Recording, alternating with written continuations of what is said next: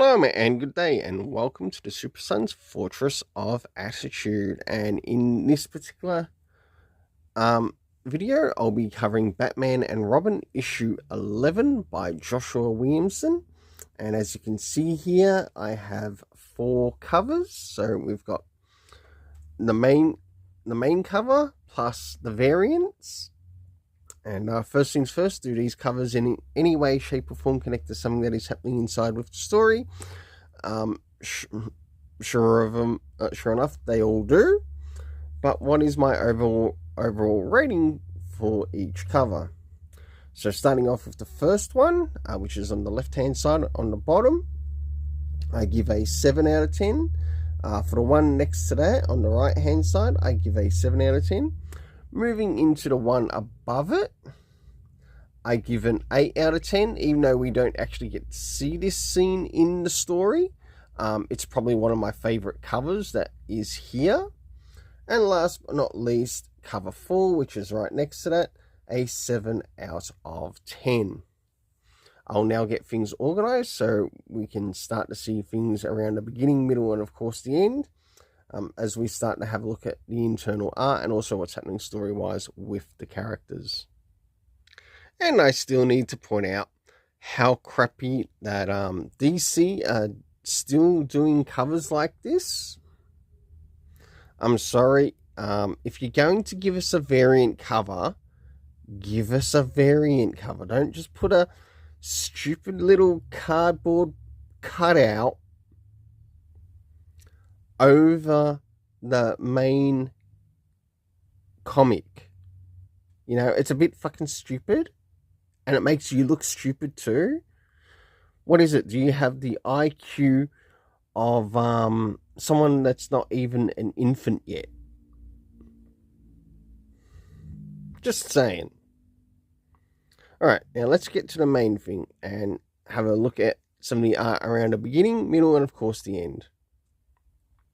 So as the story begins, we catch up with Bane on Dinosaur Island, and of course he does some damage to one of the dinosaurs and practically beats the living daylights out of it. So we get to see Bane going full villain here. So as we start to move towards the middle of the story, we do get a slight flashback as to some of the things between Bruce Wayne and Damian Wayne before heading to Dinosaur Island. And of course we finally get to catch up with the character of Maya Ducard, Nobody's daughter. And last but not least, towards the end, to which we catch up with Bane's clone and daughter, Vengeance, who is attacking Batman. For the internal art, I gave a 6.5 out of 10, as I really didn't enjoy it that much. Next is the area of the story, and let's move into the very things that I cover in the story. First is, did we get any comic book references? No, but for something like this, it would have been important to see a comic book reference, maybe to, you know, the previous issue. You know, get more people buying more comics or buying more of this series of the comics. You know, it's something that makes a little bit more sense, especially if you want someone to come back, especially if this might actually be their first issue.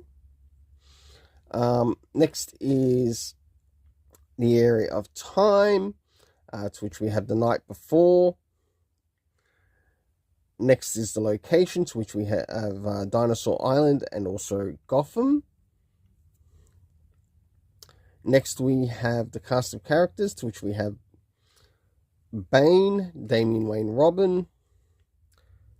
We also have Goliath. It was really nice to see Goliath return in the last issue and be back again in this issue. We also had Bruce Wayne, Batman, Maya Ducard, Nobody, and we also learned that the Cobra cult are also on the island. For the overall story rating, I do give it a 7 out of 10. The only reason it does get the 7, or one of the reasons it does actually get the 7, where some of them before have sort of like slipped to about 6.5, is that we finally do actually get to see someone from Damian Wayne's past returning, and that is the character of Mayor Ducard. A promise finally fulfilled. Well, we'll see you again at the Super Sons Fortress of Attitude. Until next time.